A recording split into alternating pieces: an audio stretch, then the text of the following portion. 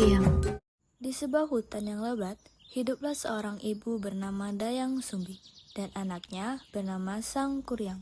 Mereka hidup bersama seekor anjing kesayangan bernama Tumang.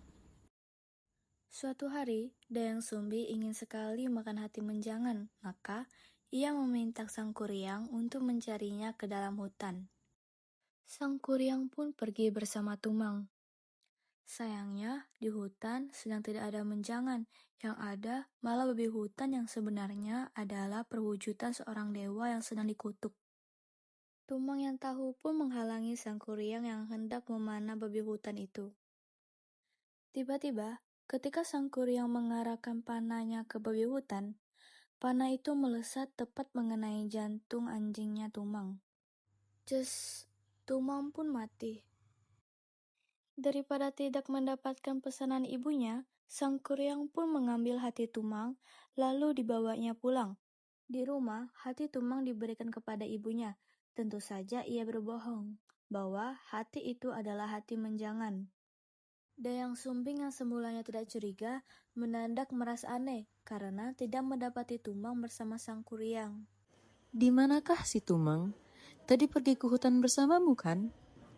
Sang Kuryang kaget. Ia bingung dan tidak menyangka ditanya demikian, tapi ia tidak dapat berbohong.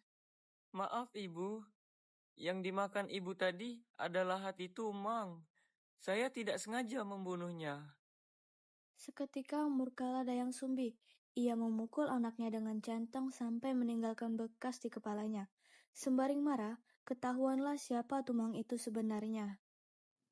Tumang itu ayahmu, Sang Kuryang. Kenapa kamu tega membunuhnya?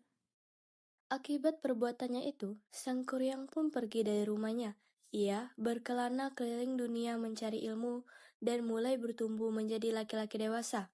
Ia juga mengganti namanya menjadi Jaka.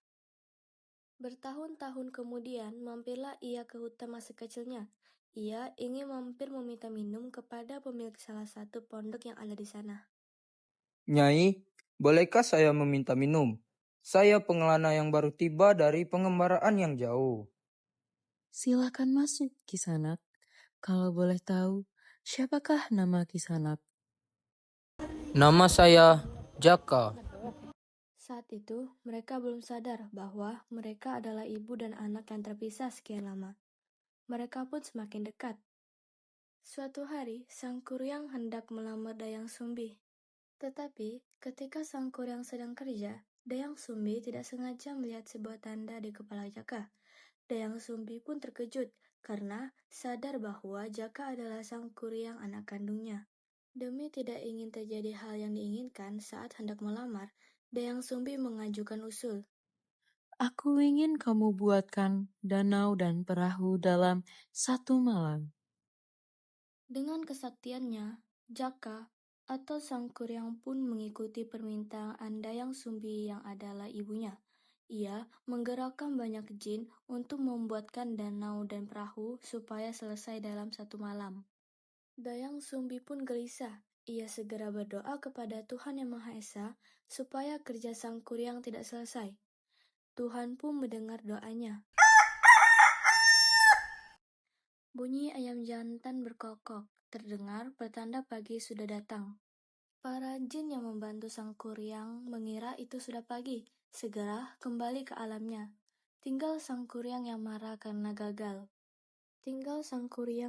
karena gagal. Ia pun menendang perahu yang hampir jadi. Perahu itu pun jatuh dan menelungkup di suatu tempat dan membentuk sebuah gunung.